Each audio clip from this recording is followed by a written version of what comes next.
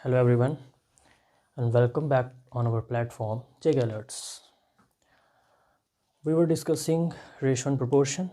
हम दो types cover कर चुके हैं और आज मैं तीसरी टाइप कवर करूँगा, इनकम एंड एक्सपेंडिचर वाले क्वेश्चंस, प्लस दो चार क्वेश्चन और ले लूँगा जो किसी पर्टिकुलर टाइप में तो फॉलो नहीं करते, बट हाँ वो भी आने चाहिए आपको, बिकॉज ये रेशो और परसेंटेज ये खुद में किताबें हैं। मैं चैप्टर्स नहीं बोलूँगा इनको, बिना इनके आप मैथ इमेजिन ही नहीं कर सकते हो। क्या आप सोच सकते हो बिना रेशो और परसेंटेज के कोई क्वेश्चन डीआई का आ जाए, या कोई चैप्टर ऐसा हो जिसमें इनका यूज़ ही ना है। टाइम एंड वर्क देख लो, टाइम स्पीड एंड डिस्टेंस देख लो, इनके बिना तो नहीं आप कर सकते क्वेश्चंस। तो ये दो चैप्टर जितने तरीके से पढ़े होंगे ना, अरिथमेटिक में किंग बनना उतना आसान है। लेकिन हम ये दो चैप्टर्स में हल्के में लेते हैं इन दोनों को। हम क्या करते हैं, एक दो टाइप तो तरीके से पढ़ लेते हैं, फिर हमें पता नहीं क्यों लगने लगता कि हमें आ गया। थोड़ा सा पढ़ के जब ये भ्रम होने लगे कि मुझे आ गया, बस यही रीज़न है कि कम्पिटिटिव क्वालिफाई नहीं होगा। मैक्सिमम बच्चे यही करते हैं, टाइप 1 टाइप 2 तक तो जुड़े रहते हैं। जब उनको लगता है कि हाँ अब कोई 20-25% ये चैप्टर कवर हो गया, बस फिर उनका इंटरेस्ट टूट जाता है शायद। कम्पिटिटिव लंबी गेम है, यहाँ कंटिन्यूटी चाहिए, यहाँ तगड़ी डेडिकेशन चाहिए। आपने देखा होगा पंचायत अकाउंट्स असिस्टेंट, 1,64,000 बच्चों का रिज़ल्ट आया था आई गेस। तो लास्ट वाले बच्चे तो देखे होंगे जिन्होंने -30 या -20 मार्क्स लाए हैं, तो आपका कंपटीशन उनके साथ तो बिल्कुल नहीं है। प्लस ढेर सारे बच्चे ऐसे थे जिन्होंने 60, 65 या 70 नंबर लाए हैं। कहने का मतलब जो -30 वाले हैं वो तो गेम से बाहर है, उनके साथ तो आपको बिल्कुल कम्पीट नहीं करना, वो तो आपके लिए एग्जिस्ट नहीं करने चाहिए। लेकिन जो 60-70 वाले ला रहे हैं ना मार्क्स, वो मीडियोकर लेवल पे आपने देखा होगा बहुत ज़्यादा रश है।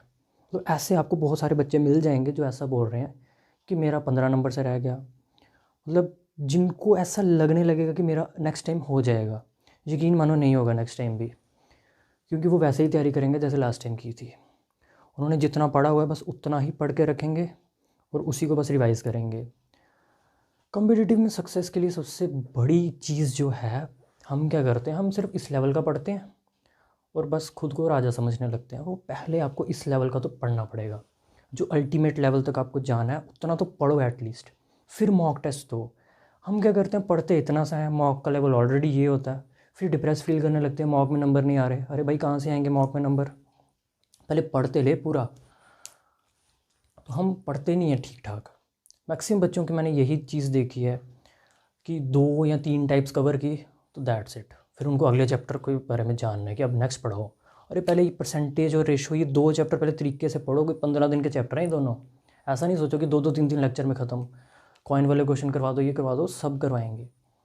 लेकिन जितना करवाया जा रहा है ना उस पर 100% कमांड होनी चाहिए। मैं खुद की बात करूँ तो मुझे 100% मैथ नहीं आता, हाँ, लेकिन जितना 75 से 80% आता है ना उस पर 100% कमांड है। मैं किसी भी टाइम किसी बच्चे को जो क्वेश्चन वो डिमांड करेगा समझा सकता हूँ। तो ये कॉन्फिडेंस कब आता है, जब आपने इतने सारे क्वेश्चन सॉल्व किए होते हैं, प्लस आपने अपने कंसेप्ट्स पे अच्छा खासा काम किया हुआ है। मतलब आप क्वेश्चन की लैंग्वेज देख के घबराते नहीं हो, क्योंकि मुझे पता है यार क्या ही पूछेगा। बॉयज़ एंड गर्ल्स की जगह इनकम एक्सपेंडिचर कर देगा, या उसकी जगह नंबर्स ले आएगा, 2 रेशो की जगह 3 रेशो ले आएगा। रेशो से बाहर तो नहीं जाएगा रेशो के क्वेश्चन में। अब जब मैं रेशो जानता हूँ कि रेशो में क्या क्या चीज़ें होती हैं, फिर वो मेरे को कहाँ फंसा सकता है क्वेश्चन सेटर, कुछ नहीं कर सकता वो, प्रोवाइडेड कि आपकी मेहनत और आपने उस लेवल तक पढ़ा हुआ है। लेवल का मेरा मतलब ये है कि सब चीज़ें पढ़ी होनी चाहिए आपने। रेशियो अगर पढ़ रहे हो तो फिर तरीके से पढ़ लो। जैसे मैं कॉन्स्टिट्यूशन ही बच्चे पढ़ते हैं तो कुछ 10-12 आर्टिकल याद करके बोलते हैं कॉन्स्टिट्यूशन हो गया, पॉलिटी हो गई। तो फिर जब वो आर्टिकल 140 पूछता है ना किससे डील करता है, तो फिर बच्चे बोलते हैं ये तो आउट ऑफ सिलेबस आ गया। मतलब सुप्रीम कोर्ट के आर्टिकल्स पढ़े हैं और आर्टिकल्स 140 नहीं पता, तो फिर आपने क्या पढ़ी पॉलिटी। अगर पॉलिटी पढ़ रहे हो तो फिर उसको पूरा कवर करो। बच्चे क्या करते हैं, थोड़ी पॉलिटी पढ़ ली, थोड़ी इकोनॉमिक्स पढ़ ली, थोड़ी ज्योग्राफी पढ़ ली, थोड़ी थोड़ी जितनी मर्जी पढ़ लो, कोई हेल्प नहीं होगी आपकी। आज 65 नंबर हैं, कल हो सकता है 70 आ जाएँ, एग्ज़ाम क्वालिफाई नहीं होगा। ये कुछ बातें हैं जो सच हैं, सुनने में थोड़ी सी कड़वी लगती हैं, लेकिन अल्टीमेट चीज़ यही है कि यार मेहनत तो करनी पड़ेगी। मतलब वो लोग बेवकूफ़ तो हैं नहीं जो 103 नंबर लाए हैं। पूछो उनको ऐसे ही आए हैं क्या। हाँ, टॉपर की थोड़ी बॉडी लैंग्वेज से ऐसा ज़रूर लगता है कि यार बहुत आसान चीज़ है इसके लिए, बट जो अंदर की बात होती है वो वही जानता है। उसने मेहनत की है। हाँ, जब वो मेहनत कर रहा था वो उस चीज़ को इन्जॉय कर रहा था, इसलिए उसको वो चीज़ बर्डन फील नहीं हुई। दैट डजेंट मीन कि उसने मेहनत नहीं की। आप लोग जब थोड़ी सी मेहनत करने लगते हो तो आप स्ट्रेस्ड अप हो जाते हो कि यार ये तो अब ज़्यादा करना पड़ रहा हमें। क्यों? क्योंकि आपका उस सब्जेक्ट में इंटरेस्ट शुरू से नहीं था। जैसे कुछ बच्चे मैथ बैकग्राउंड से नहीं होते हैं तो उनको लिए मैथ तो टफ़ है, तो जब उनको उसमें थोड़ी ज़्यादा मेहनत लगती है, ऑब्वियस सी बात है, अब आपको किसी ऐसे बंदे को बीट करना है जो जिसने 12th तक मैथ पढ़ा है, ऑब्वियस सी बात है उसकी 10th वाले से तो ज़्यादा पकड़ रहेगी, उसने 2 साल ज़्यादा घिसाए हैं मैथ पे। तो 10th वाला बच्चा तो उससे ज़्यादा जब तक ओवरवर्क नहीं करेगा तो उसको कैसे पीछे छोड़ेगा। कंसेप्ट पे पकड़ करना एक चीज़ है, तो वो तभी बनती है when you practice a lot. मेरा काम आपको मोटिवेट करना है। ये जो मैं आपको सच बता रहा हूँ ये चीज़ आपको मोटिवेट करनी चाहिए, ना कि ये डिप्रेस करनी चाहिए। मैं आपके सामने झूठी चीज़ें बोल दूँ कि आसान है आसान है आसान है, तो वो तो आपको मैं बेवकूफ़ बनाने वाली बात होगी। आप भी जानते हो आसान तो नहीं है यार। हाँ, अभी आप सिर्फ JKSSB का एग्ज़ाम दे रहे हो तो ये समझ लो एक रणजी ट्रॉफी का मैच है। कल को SSC या IBPS या CDS का एग्ज़ाम दोगे तो ऑल इंडिया लेवल पे कम्पीट करना है। यू नो कि कैसे कैसे खिलाड़ी हैं वहाँ पे, यूपी बिहार वाले, राजस्थान के। वहाँ के कोचिंग सेंटर्स का लेवल भी आप जानते हो, वहाँ के बच्चों की डेडिकेशन भी आप जानते हो। वहाँ 4G भी अवेलेबल है, हमारी स्टेट में वो भी नहीं है, तो हमें किसी प्रकार को कोई एज नहीं मिलेगा उन कैंडिडेट्स के सामने। उनको बीट करने के लिए हमें कोई रहम नहीं करेंगे वो हमारे ऊपर कि ये JNK के हैं। कट ऑफ एक ही जाता है।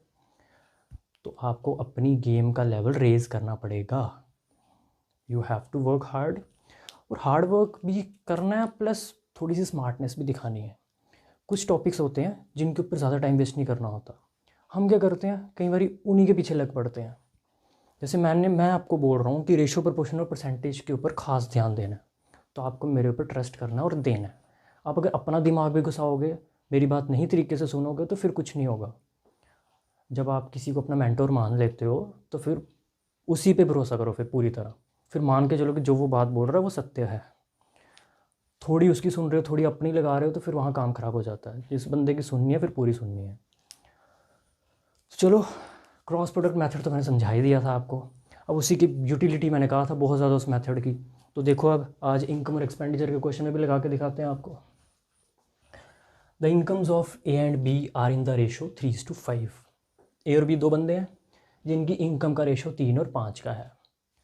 रेशो है, दैट डजेंट मीन कि एक की इनकम 3 है दूसरे की 5। And their expenses are in the ratio 1:5। Expenses का क्या मीनिंग होता है? एक्सपेंडिचर, खर्चा। इनकम होती है जितनी आपकी आय है, जितनी आपकी सैलरी है, कुछ भी कह सकते हो। ये पैसा आपकी जेब में आ रहा है, ये आपकी जेब से जा रहा है। इनकम किसके बराबर होती है ये भी आप जानते हो, एक्सपेंडिचर प्लस सेविंग्स। सपोज़ आपने 100 रुपये कमाए और 80 रुपये खर्च कर दिए, दैट मीन्स कि आपने 20 रुपये सेव किए। आई होप इतना तो आपको आता है। इनकम का रेशो दिया है, एक्सपेंडिचर का रेशो दिया है, और बोला है दोनों बंदे 100 रुपया सेव करते हैं, दोनों इंडिविजुअली। ईच का मतलब होता है दोनों इंडिविजुअली, दोनों 100 रुपया सेव करते हैं।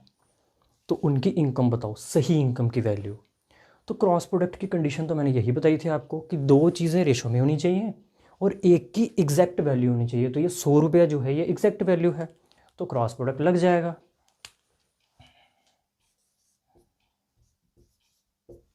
ए और बी दो बंदे हैं, क्वेश्चन में दिए। यहाँ लिखूँगा मैं इनकम, यहाँ लिखूँगा मैं एक्सपेंडिचर, और मैंने बताया है जो एक्चुअल वैल्यूज़ होती हैं वो सबसे नीचे आती हैं, तो सेविंग्स आएंगी यहाँ पे। ठीक है, इनकम का रेशो लिख दो 3 और 5 का, तो लिख दो यहाँ पे इनकम के सामने 3 और 5।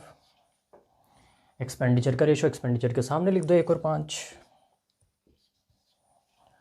और सेविंग्स दोनों की 100 रुपया है तो लिख दो 100। अभी तक मैंने कुछ एक्स्ट्रा ऑर्डिनरी तो नहीं किया ना, ये सब तो क्वेश्चन में दिया था और वही चीज़ें मैंने लिखी हैं बस। अब मेथड अप्लाई करो। क्रॉस प्रोडक्ट क्या कहता है कि क्रॉस मल्टीप्लाई करो।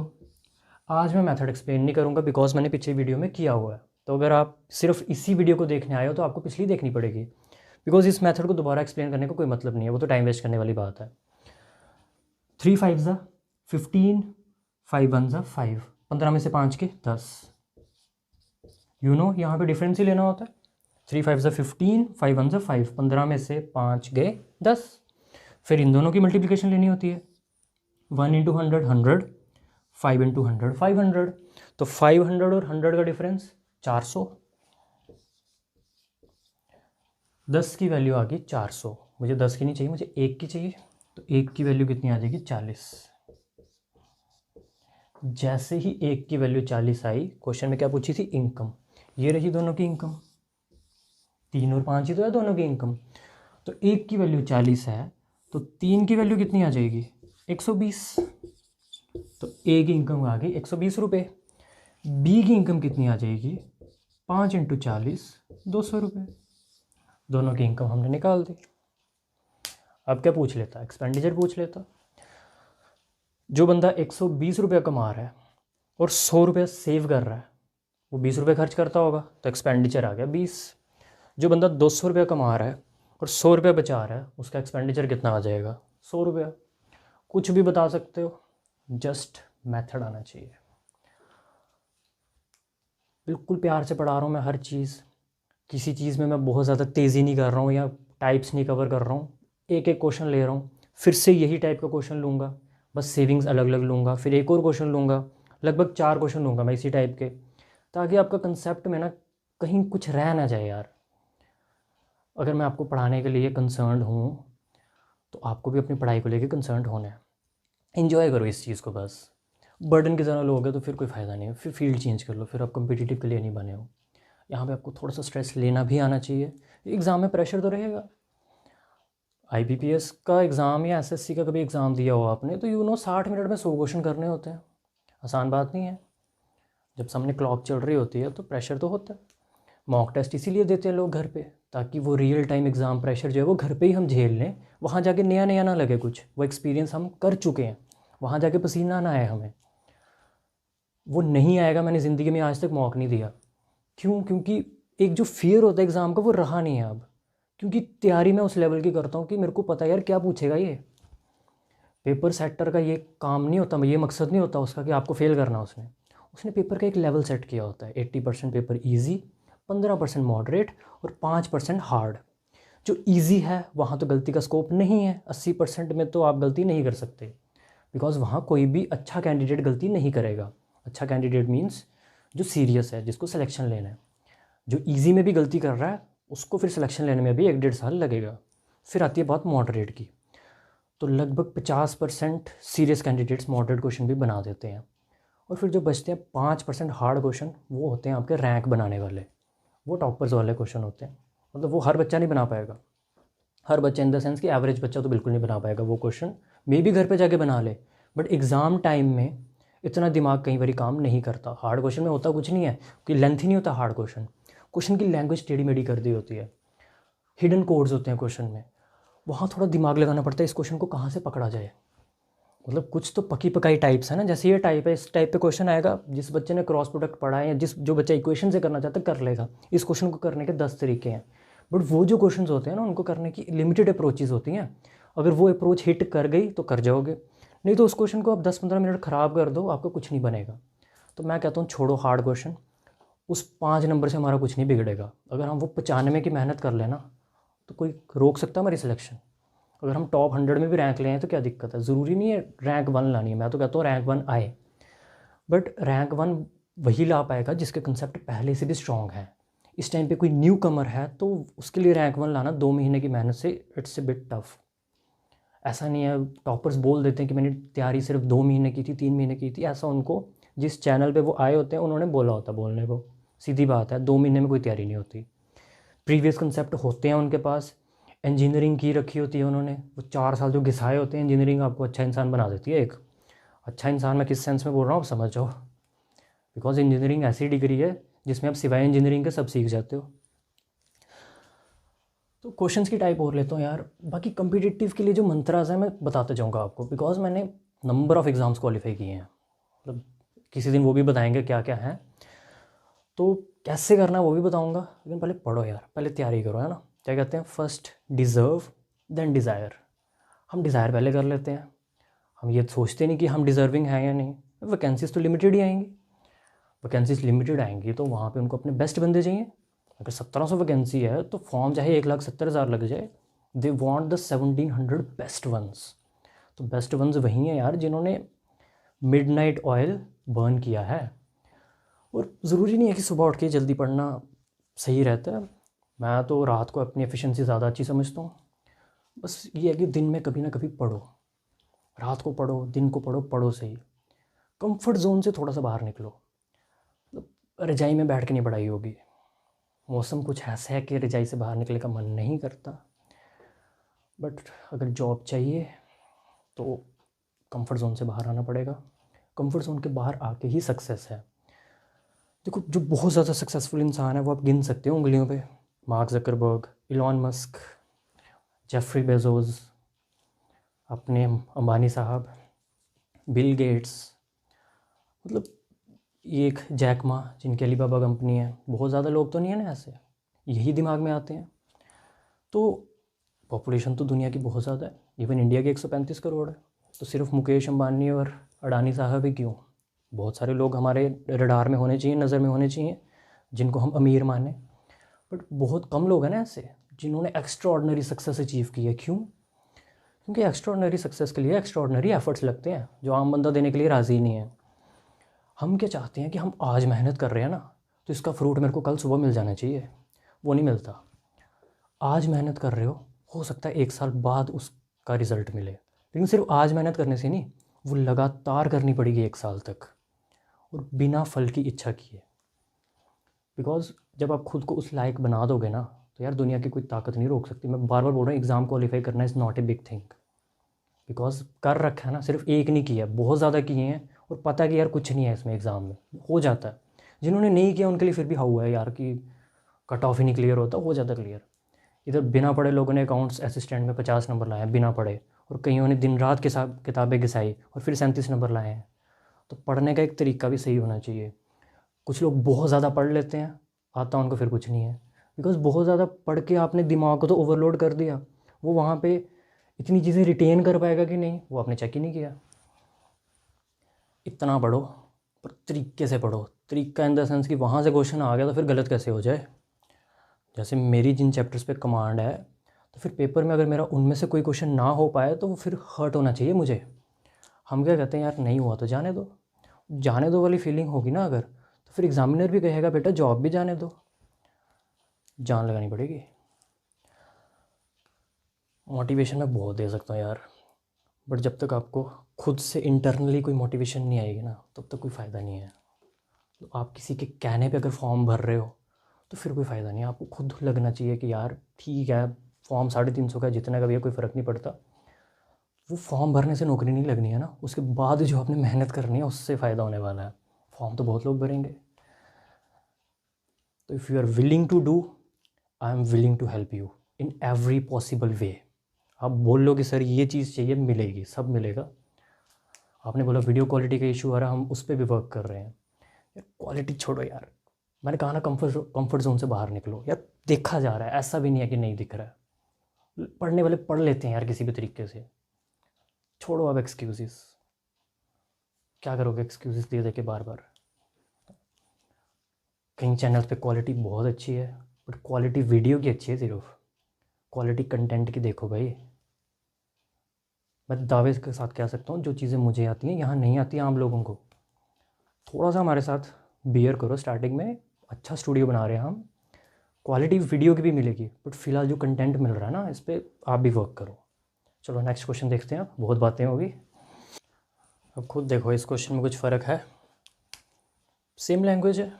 इनकम का रेशो दिया है 5:3 का, एक्सपेंडिचर का रेशो दिया 9:5 का, और एक बंदा 1300 सेव कर रहा है, दूसरा बंदा 900 सेव कर रहा है रिस्पेक्टिवली। का मतलब है पहले ए की बात हो रही है, बाद में बी की बात हो रही है। पिछले क्वेश्चन में बोला था दोनों 100 रुपये बचा रहे हैं, यहाँ बोला पहला बंदा 1300 बचा रहा है, दूसरा 900 बचा रहा है। हमें क्या फ़र्क पड़ता है, हमें तो क्रॉस प्रोडक्ट का मेथड आता है। तो यहाँ क्या लिखता हूँ मैं, इनकम, यहाँ लिखता हूँ मैं एक्सपेंडिचर, और नीचे लिखता हूँ मैं सेविंग्स। इनकम का रेशो जो लिखा लिख दो, कोई दिमाग मत लगाओ। 5:3 दिया है, लिख दो 5:3। एक्सपेंडिचर का रेशो दिया 9:5 का, तो 9:5 लिख लो। और सेविंग्स 1300 और 900 दिया, तो लिख लो। ठीक है, जब इतना काम हो गया, then you know what to do, cross multiply. 9 3 ज़ा 27, 5 5 ज़ा 25, 27 और 25 का डिफरेंस है 2।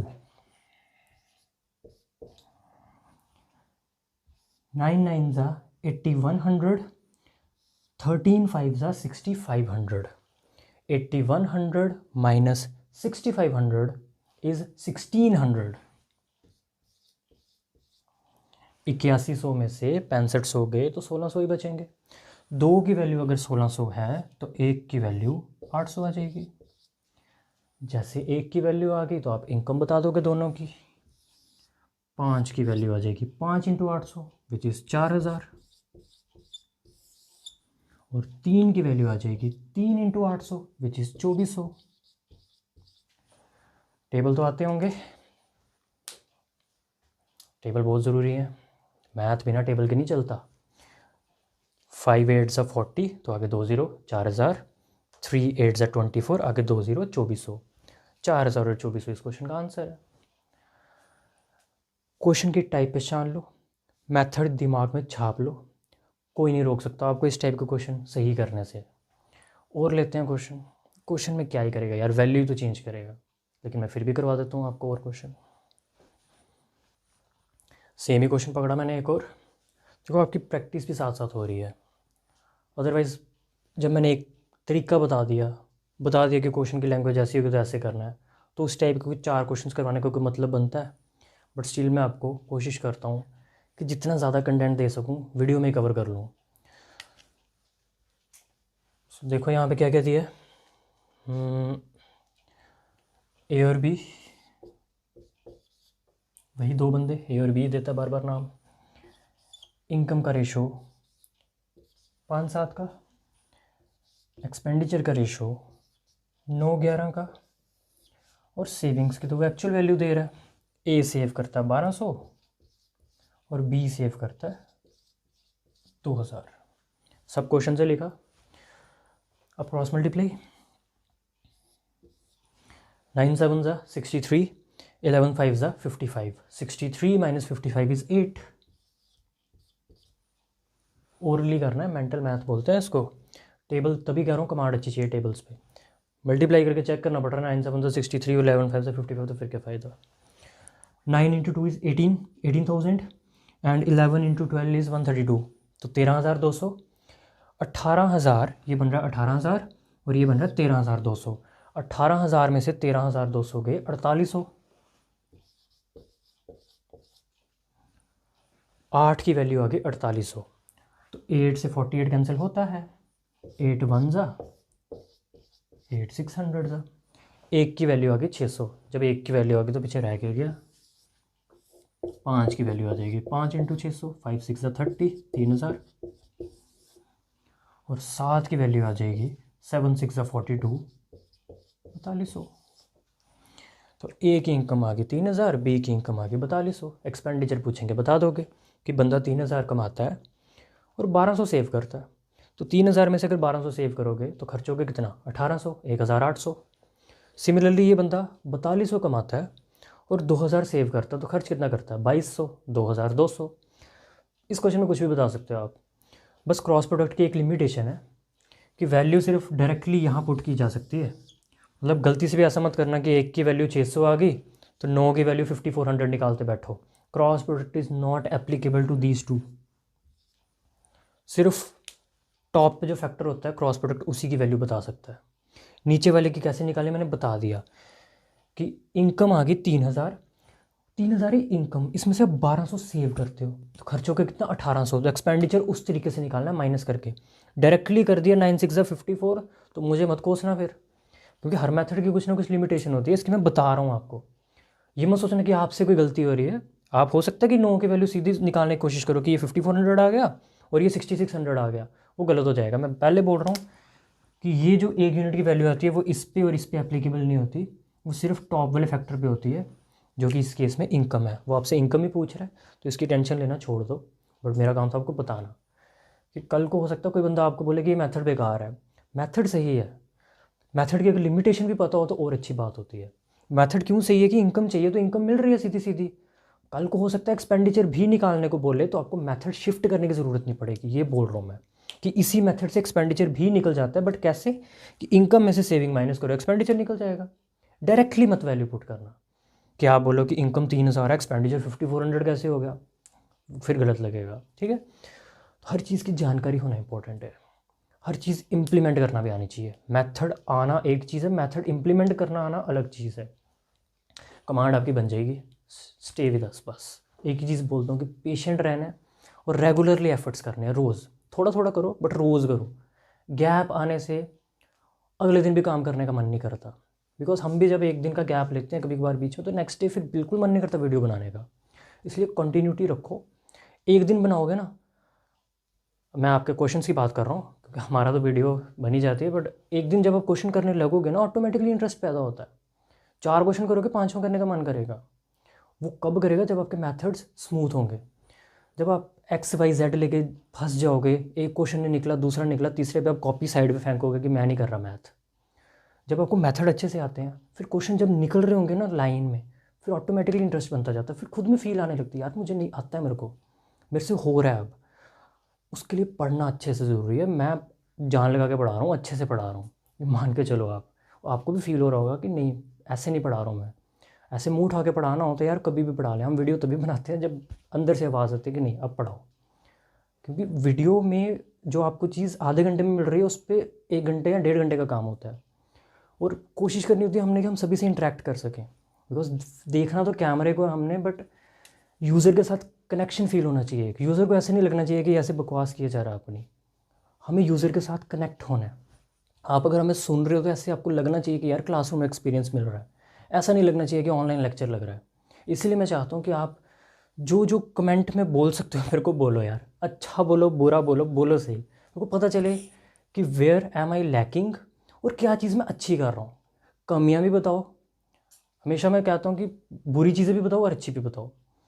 अच्छी चीज़ें बताओगे तो ऑब्वियसली चेहरा और खिल उठता है, बुरी बताओगे तो वो इम्प्रूव करेंगे, और वो इम्प्रूव करके हम यहाँ से यहाँ पहुँचेंगे अपना लेवल। हर बंदा अपना लेवल ही बढ़ाना चाहता है, हम भी, और मैं भी आपको ये चाहता हूँ कि आप भी अपना लेवल बढ़ाओ। अब अगर आपको फील होने लगा कि नहीं मैं क्रॉस प्रोडक्ट लगा सकता हूँ ना, तो इस क्वेश्चन का सोल्यूशन मत देखना, पहले पहले खुद से ट्राई मारना एक, क्योंकि इस क्वेश्चन में ना हल्का सा चेंज किया है, हल्का सा चेंज किया है, टाइप वही है। अब आप क्वेश्चन पॉज कर लेना वीडियो, एक ट्राई खुद से मारना। मैं तो कंटिन्यू करूँगा, मैं थोड़ी बीच में गैप लूँगा। पहले ए और बी थे, यहाँ पी और क्यू की बात कर रहा है, क्या फ़र्क पड़ता है? They earn in the ratio.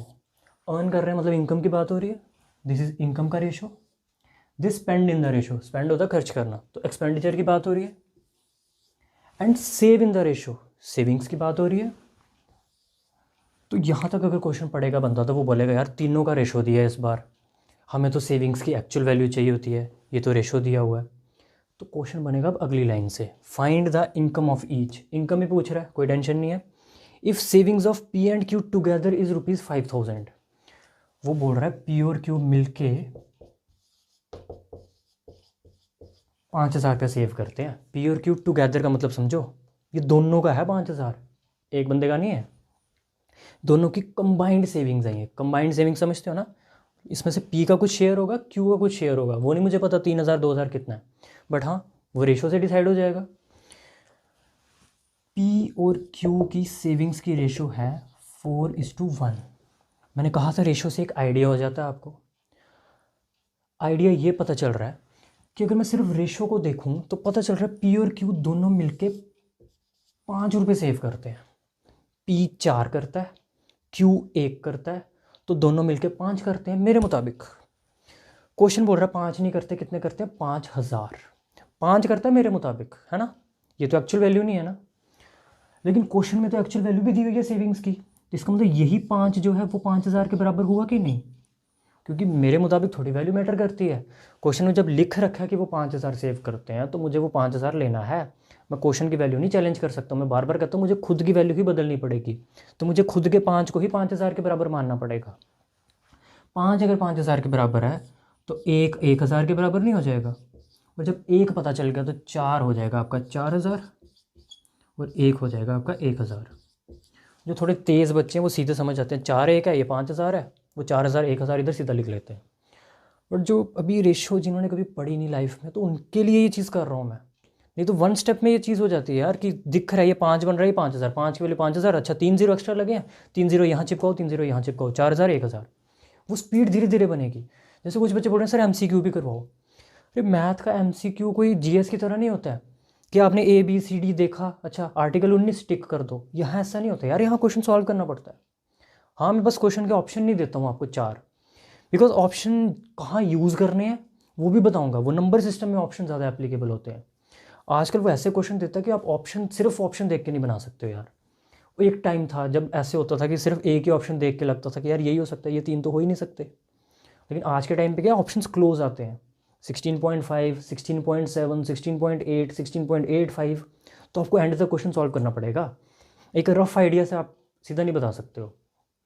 वो 2005, 2006 के आसपास का टाइम था जब कंपटीशन कम था, तो वो ऑप्शन भी अच्छे रखता था और क्वेश्चन का लेवल भी अच्छा रखता था। अब उसने जो तबाही डाली है पेपर सेटर ने, बिकॉज बच्चे मेहनत कर रहे हैं, सीधी बात है। और जब बच्चे मेहनत करेंगे तो उनको पेपर का लेवल बढ़ाना पड़ेगा, और वो चाह रहे नहीं कंपटीशन किल करने का। पेपर आसान डालते हैं तो 100 में से 100 नंबर आने लगेंगे। ये तो पेपर सेटर के लिए बहुत बड़ी बेइज्जती है। UPSC का कट ऑफ देखो आप, 200 में से कितना जाता है, 104, 105। क्यों जाता है?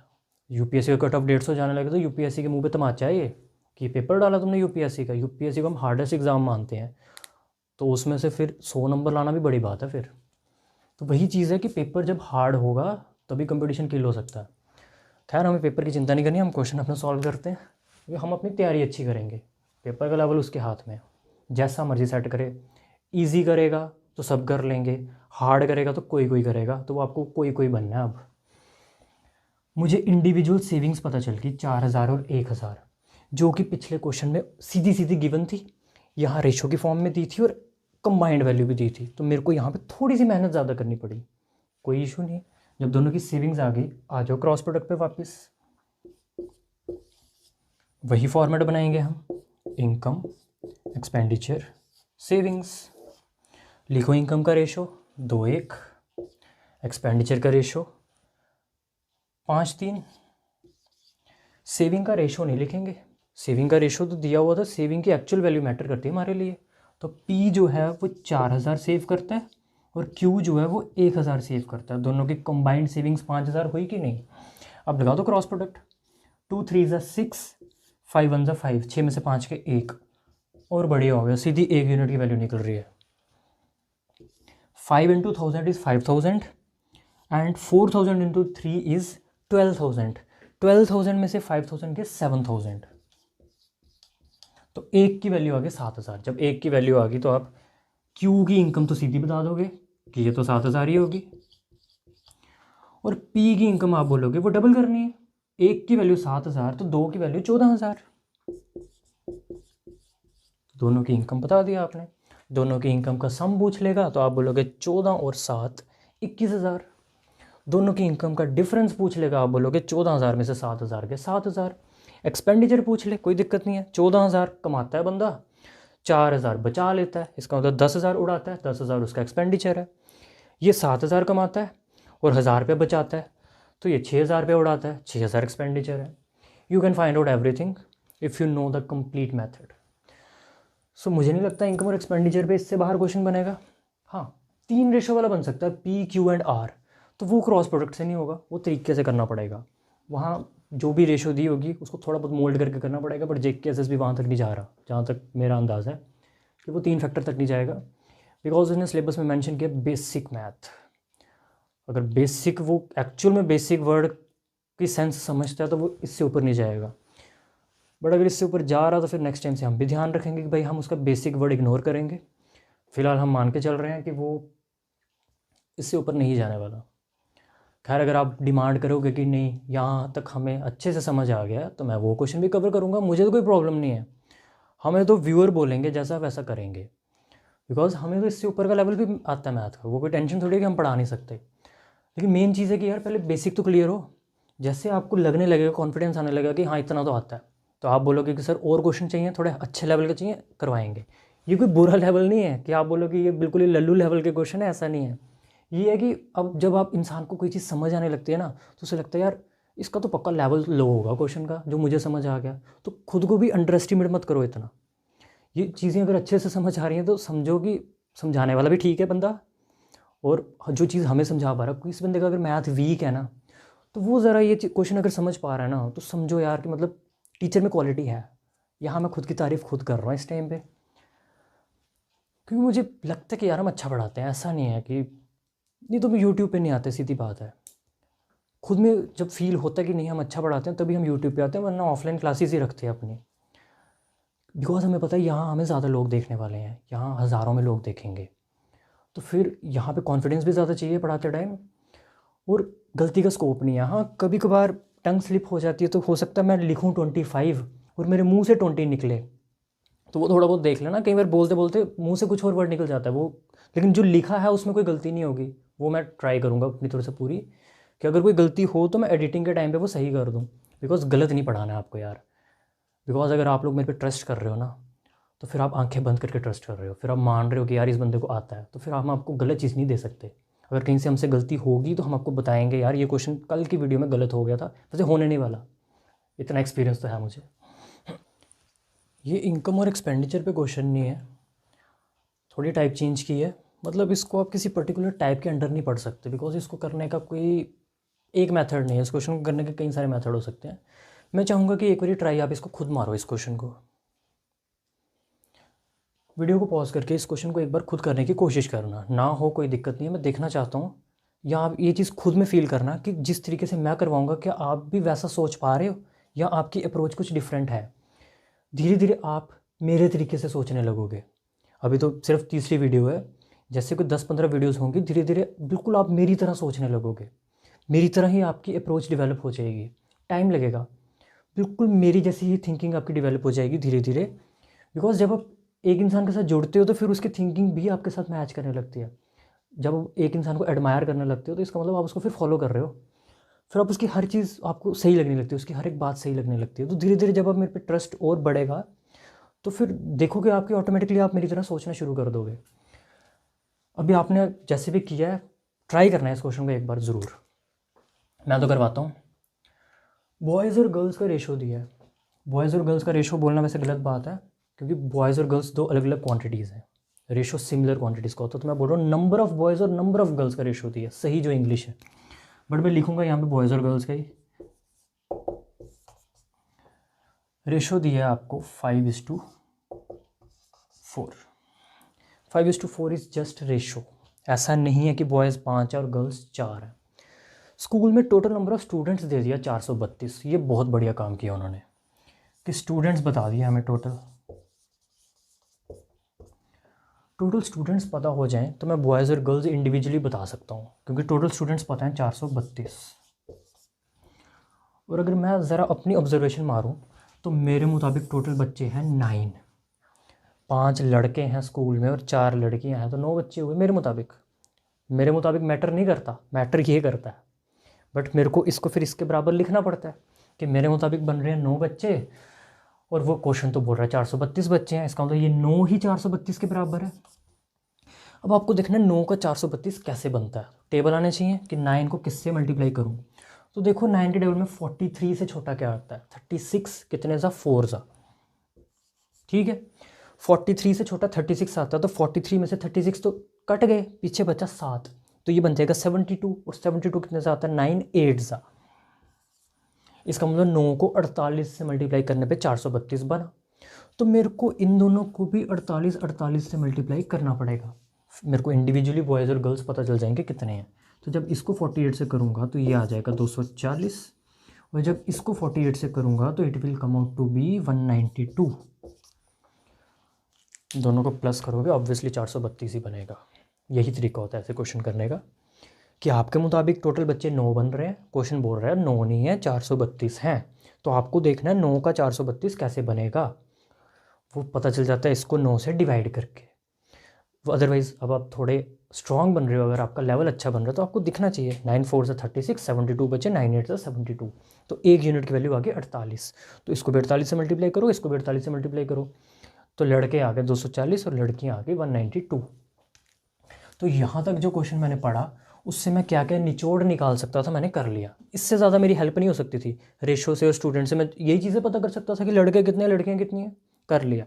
अब आगे बढ़ते हैं।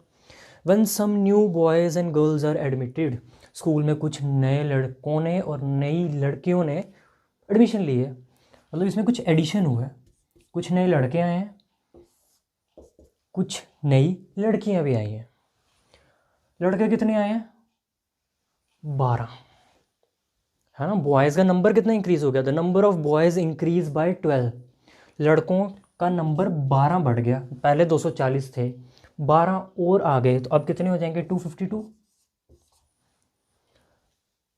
गर्ल्स के बारे में कोई इन्फॉर्मेशन नहीं है, बस सम वर्ड यूज़ किया, some new boys and girls, कुछ नए लड़के आए और कुछ नई लड़कियां आई। लड़के कितने बढ़ गए? 12, और लड़कियां कितनी बढ़ी? वी डोंट नो, वो बाद में पूछ लिया उसने कि ये बता दो भाई कितनी लड़कियां बढ़ी हैं, मतलब मुझे नहीं पता कि ये फैक्टर क्या है। देखो मैंने ये 252 कैसे लिखा, 240 लड़के पहले से थे, अगर 12 और बढ़ गए, आपकी जेब में 10 रुपये थे, मैं कहता हूँ 2 रुपये और बढ़ गए, तो आपकी जेब में 12 रुपये नहीं हो गए। वही चीज़ यहाँ पे है, 240 लड़के पहले से थे, मैं कह रहा हूँ 12 लड़के और बढ़ गए, तो 252 हो जाएंगे। और रेशो बदल जाएगा 7-6 में। जो रेशो पहले 5-4 का था, अब रेशो वो 7-6 का हो जाएगा, नया वाला रेशो। तो नया वाला रेशो नए वाले लड़कों के साथ लिखो, और ये नई वाली लड़कियों के साथ जो नहीं पता है। फिर आप देखोगे यार मेरी वैल्यू 252 आ रही है, क्वेश्चन बोल रहा है 7 होना चाहिए, तो क्या ये 7 252 के बराबर नहीं होना चाहिए? बिल्कुल होना चाहिए। अब आपको देखना 7 का 252 कैसे बनेगा, यही आपकी हेल्प करेगा, यही इस क्वेश्चन में कोड है कि अगर आप ये जान पाओगे 7 का 252 कैसे बनेगा, तो फिर जिस नंबर से आप इसको मल्टीप्लाई करोगे उसी नंबर से इसको मल्टीप्लाई करोगे, and you will get that number. और जब ये नंबर पता चलेगा तो इसमें से ये सब्ट्रैक्ट करोगे, पता चल जाएगा कितनी नई लड़कियां आई थी। मैं एक और क्वेश्चन करवाऊंगा ऐसा, या मैं वो आपको होमवर्क दूंगा, क्योंकि वीडियो में एक चीज़ 2 बार समझाने का कोई मतलब नहीं है, आप रिपीट कर करके देख सकते हो वीडियो का, ये तो फ़ायदा सबसे बड़ा। 252 मेरे अकॉर्डिंग बना, और 252 एक्चुअल वैल्यू है, क्योंकि ये 240 एक्चुअल वैल्यू थी, ये 12 भी एक्चुअल वैल्यू थी, तो 252 भी तो एक्चुअल वैल्यू है। बट ये 7 और 6 एक्चुअल वैल्यू नहीं है, ये रेशो वाली है। तो मोल्ड किसको करना है? 7 को, 252 को नहीं चेंज करना, 7 का 252 बनाना है। कैसे बनेगा? 7 के टेबल में 25 से छोटा क्या आता है? 21, कितने ज़ा? 3 ज़ा।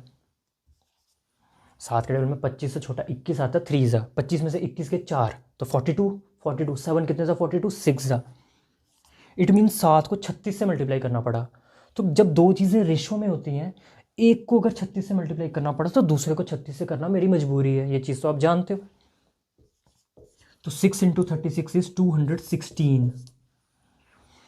मतलब अब स्कूल में लड़कियां कितनी हैं? 216। पहले कितनी थी? 192।